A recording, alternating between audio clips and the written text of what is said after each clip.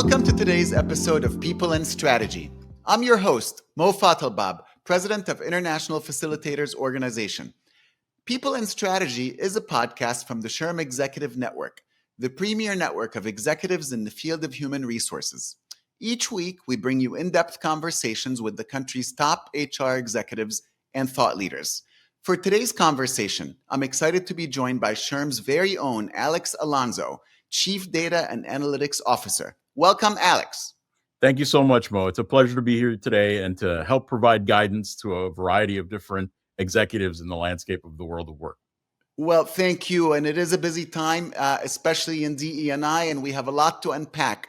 So, Alex, can you give us a brief overview of the executive orders that are impacting DE&I policies, and what are the legal requirements of the executive orders for the federal and the private sector? It's an incredible time in terms of how much change there is coming from these executive orders. One of the things that we've seen in particular is that there's a bevy of executive orders that have come out, and some that are really impacting the world of DEI, especially as it relates both to the federal government as a workforce, but then beyond that, even into the federal contractor and subcontractor space. And then eventually it will impact what we're about to see when it comes to the world of work as a whole, including the private sector. One of the things that we see is, in particular, the first one that really most people have paid attention to is the one that's focused primarily on ending illegal discrimination and restoring merit-based opportunity. This executive order largely applies to the world of work as it relates to federal contractors and any organization or recipient of federal funding. So that means not just the federal contractors, but also the subcontractors. What this one did was really focus on revoking Executive Order 11246, which was an executive order put forth by President Lyndon Johnson back in 1965. And this is the one that instituted two things. One is affirmative action and or preferential treatment for specific underrepresented or historically underrepresented groups in the workforce. But then in addition, what it did was create the jurisdictional kind of domain of the Office for Federal Compliance or Federal Contractor Compliance Programs. And they are the group that actually was the one that was regulating the notion of affirmative action and doing so amongst the federal contractor community. In essence, what we see now is that they are responsible for walking back that affirmative action. In other words, thinking about whether or not those programs are legal or illegal and regulating that. In addition, this means that employers will now not have to do an affirmative action plan. This is an area that was part of the OFCCP's jurisdiction, and it is no longer. No affirmative action plan is required. Recently, we hosted Craig Lean, the former director of OFCCP under the first Trump administration at SHRM. And one of the things that he highlighted is that the age of affirmative action is effectively over because OFCCP cannot regulate that any further. And with the combination of this executive order plus the cases in higher ed just 2 years ago with the Harvard case and with the UNC admissions case, there is no place where affirmative action can be applied in many cases. The other thing that we're seeing is that there are a couple other kind of caveats to this particular order. The first of which is that it also accounts for what a provision that is certifying that your organization is not engaged in illegal DEI. And so this is something that actually speaks to a broader example of things that we'll see with a variety of other executive orders. But this means that in some cases, organizations will be investigated should they receive a claim, or the OFCCP or the Department of Labor receive a claim that the organization is engaged in the illegal DEI programs that are really based upon preferential treatment. Another kind of thing that we're seeing in particular is an executive order that focuses primarily on gender ideology. And this executive order is one that's focused on it's called Defending Women from Gender Ideology, Extremism, and Restoring Biological Truth to the Federal Government. And one of the things that this speaks to is really focusing primarily on what the federal agencies experience. And the way that they approach this, it restores the notion of biological truth, which is that there are two sexes, and that gender ideology does not, it nullifies it, meaning that it does not account for gender as a spectrum in any way, shape, or form. The idea being that the federal government will be moving to this notion of sex, and there are only two sexes that happen. Those are the ones that happen at biological birth. And so we see this kind of really applying to every federal agency. For organizations, what this means, though, is it changes the way that we verify employment eligibility, because many federal forms are the ones that are required to do that.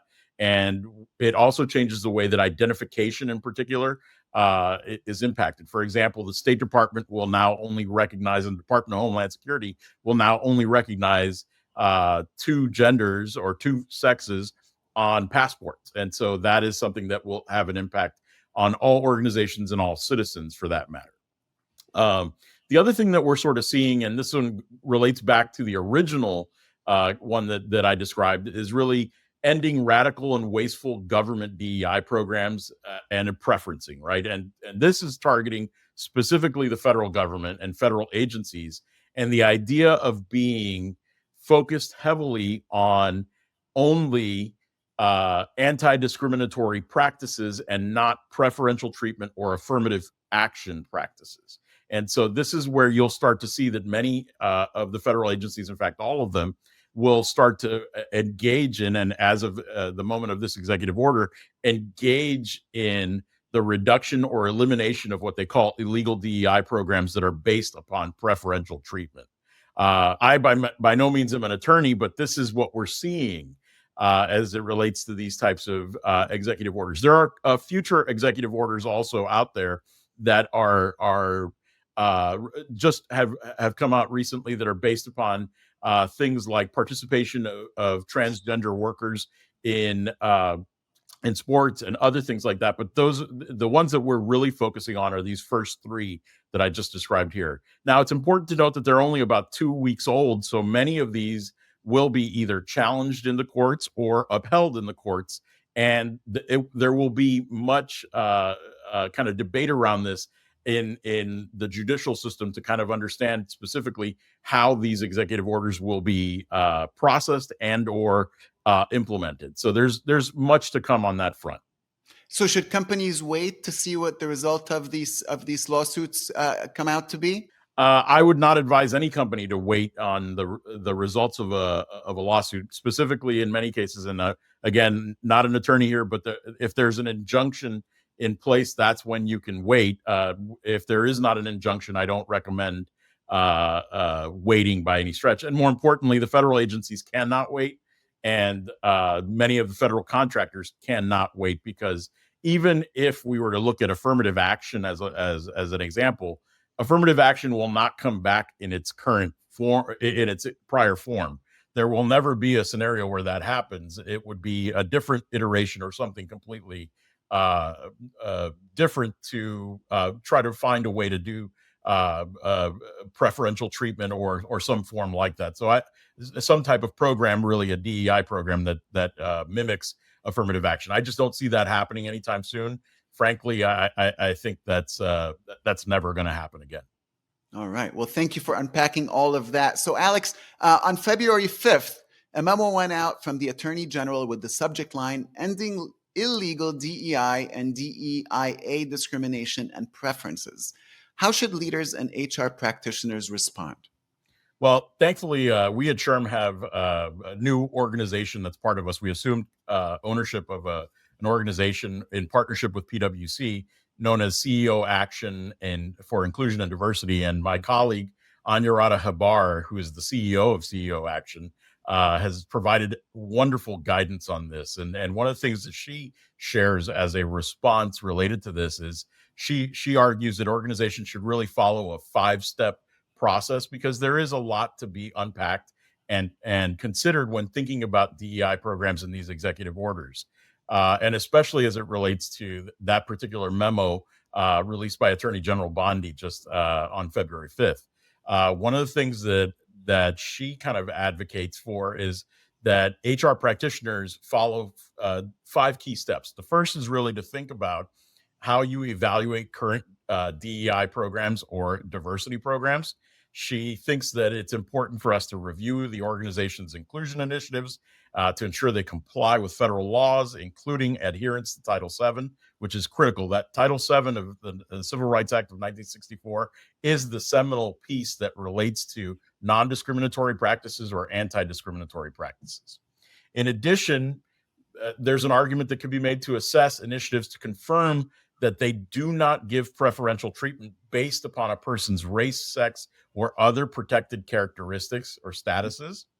And then there's a consideration really to think about whether or not you should pivot any kind of programs towards fostering equal opportunity by focusing on access and merit instead of identity-based kind of characteristics or traits or advantages in that regard.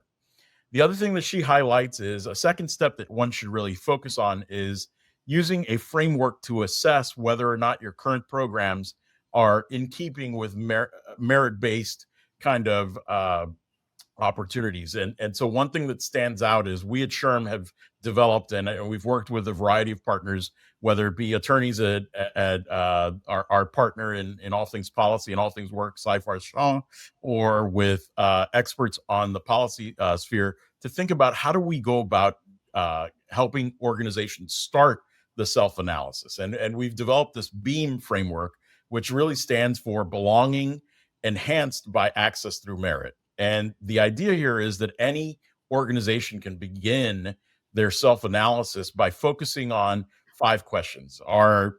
And really it's about thinking about all these 5 questions, but it's just a starter. It's not comprehensive. Certainly there will be more guidance offered by the administration, and so we'll start to see that this will be refined over time. But when thinking about these questions, ask yourselves, are participation opportunities accessible for all, regardless of protected characteristics? Second, are your selection criteria really based upon merit and skills and proficiency, or are they based upon some other criteria? In addition, we also see that we should ask ourselves whether or not any kind of programs that are available are prioritized by based upon qualifications rather than some sort of protected status or some sort of protected class. Now, of course, there are reasonable accommodations that should be made for protected conditions like medical ones, religious ones, and practices like that. Fourth, we really advocate that organizations think about whether or not the program is available and communicated effectively so that everyone is aware and everyone feels that they have an opportunity to participate. And lastly, we ask that people really focus on whether or not their programs promote a model that is focused on skills development, and that all that skills development benefits every single participant and is eligible to every member of the workforce. Now, that's the 5 questions within the BEAM framework. But what I'd also say is there are 3 other considerations that anybody should consider based upon Anurada's guidance here. And that's to ensure that you have compliance documentation and that you are doing your audits and demonstrating that you can do your audits of your programs really according to EEOC and OFCCP guidelines as those guidelines come out, because some of them are not defined yet. Part of the executive orders is for these agencies to define what these things mean over the next 90 to 120 days. And then we advise that organizations build a cross-functional team to think about how they really tackle these issues and ensure compliance, and really consider how these audits are done. And it could be a cross-functional team, not just HR, not just leadership, but also members of the legal counsel, members of your outside counsel, if you think it's necessary. Those are some of the things that really are important. But the idea is to ensure compliance with these federal directives without compromising inclusion, because inclusive workplaces have true value for most employees, if not all employees. And then lastly, we advise people to focus on, and organizations to focus on, committing to evolution and not abandonment of inclusion and diversity. It's too easy to say we're going to walk away from DEI, but in many cases, what organizations have been focused on and should be continue doing is evolving DEI so that we can actually demonstrate that inclusion can happen no matter what the legal requirements are. So, Alex, I love that. And that takes me to want to know a little bit more, if you could take us back in history about DE&I programs, how they've changed over time, and how you foresee them changing going forward. So, one of the things that we saw is DEI programs, for the most part, were based upon preferential treatment in the early stages, right? They were focused on the notion of preferential treatment for historically underrepresented groups within the workforce.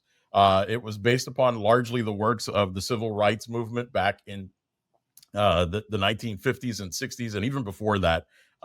It would be a misnomer to think that we haven't really been working on it since we became a nation, if not before. But one of the things that we see is in corporate DEI programs, we've actually seen an evolution that focused on how we created and operationalized DEI to almost a period where we tried to muddle it or mix it in with ESG programs, environmental sustainability and governance programs, right?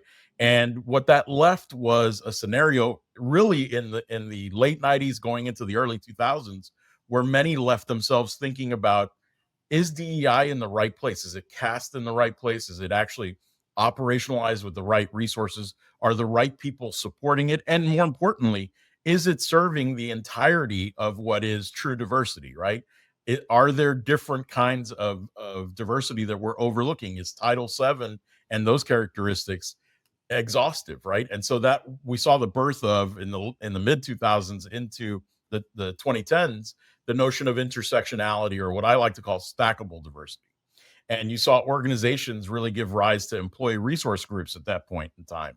Mhm. But and I think this is a fair kind of thinking about this. We saw affinity groups, we saw all kinds of programs, we saw a lot of learning and a lot of corrective learning or remediation in some cases. We saw a lot of focus then towards people managers and how people managers bring the culture to life within organizations. That took us towards the beginning of this decade. But one of the things that we see in particular is organizations have started to question since 2020 and the large investment post George Floyd and the killing of George Floyd. We saw many organizations actually invest heavily in their DEI programs. But when you make an investment, the question becomes, what is the return on that investment? Am I actually creating more opportunity? Am I creating better inclusion for most of my workforce? And more importantly, how am I seeing that this is impacting our communities? And we've seen that many organizations have actually started to turn, even before the advent of the second Trump administration, and many of the things that we saw, we saw that there was a lot of focus on how we turn back. Right, I started personally to get calls from people like CHROs across the entire ecosystem, the Fortune 100, asking me, what is the right way to do this? How do I evaluate the real impact of our DEI programs? And we saw that there was a moment in time, an inflection point, where the question was, should we be doing DEI differently or inclusion and diversity differently? One of the things that people always ask me about is this past July at SHRM, we pivoted and went to inclusion and diversity.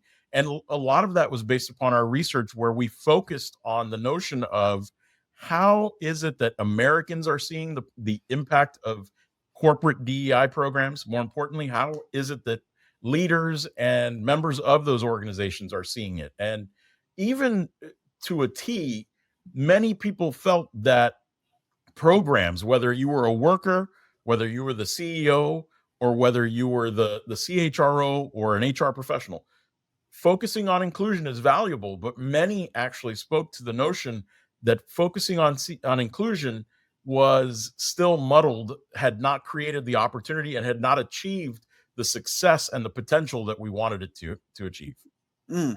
So thank you, Alex. So a big question that I think HR leaders are going to have is going to have to do with the legality of deciphering DE&I. And I think what I heard you say is, if it's merit based, we're good. If it in any way, it gets in the way of anybody being offered an opportunity, then it's illegal. Is that pretty much the summary, or can you add some more color to that? I'm not an attorney, Mo, so I don't want to interpret too far there. But if you were to read the executive order in particular in any organization, first thing I advise is please build that cross-functional team and make sure your attorneys are part of it, right? That's the number one thing. But the second thing that I think about is when thinking about that, we need to be mindful that the true purpose of any program right now, any DEI program, is to ensure that it is available to all, that it is one that is based upon qualifications and skills, that it allows for skills development, and more importantly, when thinking about it being merit based, that it does not account for any kind of advantages that are based upon something other than skills and qualification. That's the way I would think of it. I think that really cuts through a lot of those details, and certainly, yes, absolutely, having an interpretation with a lawyer, I think, is important, as you said, because we are not legal experts, and this is important, and we want to comply. So, Alex, as you look ahead, and as you see a few practical actions leaders can take in today in light of these executive orders, what else would you suggest? So naturally, I would point people towards thinking about whether or not they are already auditing their own DEI programs. Most importantly, even if you are in the private sector, I think it's important to determine what it is that you're doing around a variety of areas. Number one, are you eliminating your efforts to stop affirmative action as a whole within your programs? Right. I think that's particularly critical. In addition, I also think that we should be mindful not to cut too deep, right? There are still programs out there that will be part of the OFCCP's kind of jurisdiction and what they do to enforce the whatever the new policies and or prescriptive kind of orders bring forth, right? And so I would not advise cutting away pay equity, right? I would not advise cutting away pay equity audits and things like that. I would just be mindful that they are compliant with what it is that the with Title VII and the Civil Rights Act of 1964 and those criteria. Lastly, what I would encourage people to do is candidly is make sure that they are following the legal landscape. At no point in time has it been more valuable, practically speaking, for HR professionals to be following the legal and policy landscape than it is right now. And this is an area where I hate to do a shameless SHRM plug, but where I will tell you, being a part of the SHRM A team, the advocacy team, really is an advantage and helps you get ahead of whatever might be coming down the pike, whether it be in the courts, whether it be at the government level, or whether it be at the federal level from the administration or Congress. I was about to ask you, what other SHRM resources might our listeners tap into? So one of the things that I advise people to do is also be mindful of not just the A team and the SHRM advocacy team, but I ask people to become really kind of familiar with our knowledge center and the knowledge advisors. We have a call center where we have more than 25 seasoned HR professionals, some of whom have been directors and CHROs themselves, who can offer guidance, not legal advice, but guidance and help point you towards resources that are absolutely critical. And then the last thing that I would say is really powerful is SHRM has put up a first 100 days kind of tools center or resource center. And I advise that you go visit that resource center on our website because it is a wonderful place to really get up to the moment kind of updates within the minutes, if not real time, on what's happening, what's being invoked in terms of new executive orders, but also what's really affecting the world of work from a policy perspective. And that's where we'll end it for this episode of People and Strategy. A huge thanks to Alex Alonso for his valuable time in this conversation. You can follow the People and Strategy podcast wherever you get your podcasts. Also, podcast reviews have a real impact on a podcast visibility. So if you enjoyed today's episode, leave a review to help others find the show. Finally, you could find all our episodes on our website at shrm.org/podcasts. Thank you for listening and have a great day.